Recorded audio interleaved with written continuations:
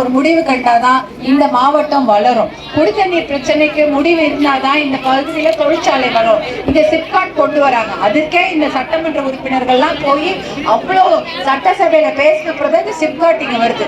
சிப்காட் வந்தா கூட உள்ள தொழிற்சாலைகள் அமைக்கணும். தொழிற்சாலைகளை அமைத்தால்தான் நம்ம பசங்களுக்கு வேலை கிடைக்கும். எத்தனையோ பசங்க நம்ம தருமபுரி இளைஞர்கள் வெளியில வேலை செய்யறாங்க. பாதி பேர் வெளியில தான் வேலை செய்யறாங்க. இளம் பெண்கள் படிச்சுட்டு சும்மா இருக்காங்க. அவங்களுக்கும் ஒரு வேலை வாய்ப்பை உருவாக்கி கொடுக்கணும். இந்த ரெண்டு பிரச்சனை தான், ஒரு குடித்தண்ணீர் பிரச்சனை, வேலை வாய்ப்பு பிரச்சனை. இதையெல்லாம் தீர்த்தாலே தருமபுரி மாவட்டம் ஒரு வளர்ச்சி அடைந்த மாவட்டமாக மாறிடும். அதற்காக தான் நான் இந்த பகுதியில போட்டி போடுறேன். ஏன்னா இதை யாரும் வெளியில போய் சொல்ல மாட்டாங்க. இங்க வர்றாங்க, எதிர்த்தா கொடுத்து ஓட்ட வாங்கிட்டு அதோட பாக்குறதே கிடையாது. இந்த ஊர்லயே உட்காந்து இருக்கிறாங்க. என்ன பண்ணாங்க? எதுவுமே பண்ணல. என்ன பண்ணாங்க? என்ன மட்டும் நான் வெளில இருந்து வரேன் அப்படின்றாங்களே. நானும் இந்த வீட்டுல ராஜாப்பேட்டையில தான் இருக்கேன். நீங்க குடிக்கிற தண்ணி தான் நானும் குடிக்கிறேன். என்னமோ வெளில இருந்து வர வேலை, அது ஒரு பொய் பிரச்சாரம் பண்ணிட்டு உட்கார்ந்து இருக்கிறாங்க. நீங்க இந்த ஊர்ல 5 வருஷம் உட்காந்துருந்தீங்களே, என்ன பண்ணீங்க? எதுவுமே பண்ணல. அதனால நிரந்தர தீர்வு இருக்கு தண்ணிக்கெல்லாம். அதை கொண்டு வருவது என்னுடைய வேலை. நீங்க சொல்ற அந்த பிரச்சனைக்கெல்லாம் தீர்வு காண வேண்டியது என்னுடைய வேலை. அதை நான் கண்டிப்பா செய்வேன். நீங்க முழு மனதா எனக்கு நம்பி மாம்பழச்சத்துல வாக்களிச்சு என்னை வெற்றி பெற செய்யுங்க. கண்டிப்பாக குடிதண்ணீர் பிரச்சனைக்கும் வேலை வாய்ப்பு பிரச்சனைக்கும் என்னால போராடவும் முடியும், பேசவும் முடியும். கண்டிப்பாக அதுக்கு நிரந்தர தீர்வு கொண்டு வர என்னாலான கடுமையான உழைப்பை கொடுப்பேன் என்று கூறிக்கொள்கிறேன்.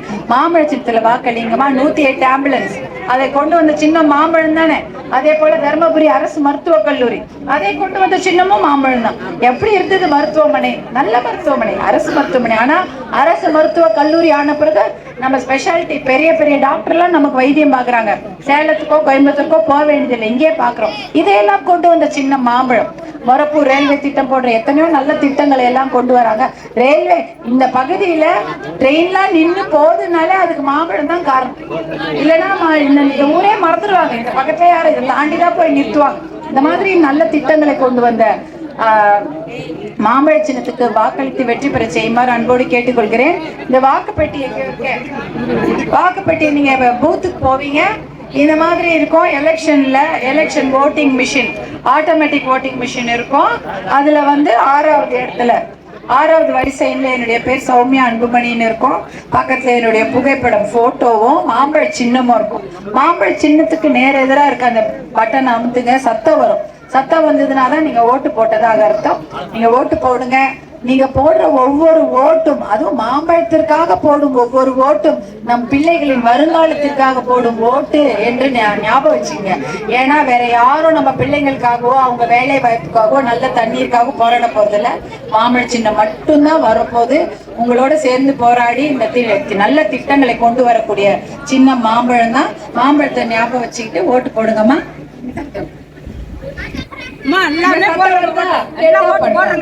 எங்களுக்கு ரயில் ரோடு பிரச்சனை மட்டும் நீங்க கத்து கொடுங்கம்மா. நாங்க எல்லாம் போடுறோம், எல்லாமே ஓட்டு போடுறாங்கம்மா. ஒரு வீடு கூட எடுக்க மாட்டாங்க. சின்னையா சென்னையில ஜெனரல் மேனேஜரை பார்த்தாச்சு.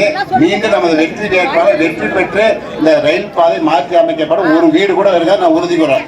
நமது முதல் வேலை நீங்க வெற்றி அடை செய்தோட எம்பி தான் முதல். ஆமா, இதுக்கு உங்களுக்கு கோரிக்கை கண்டிப்பா நிறைவேற்றும். நன்றி, வணக்கம்.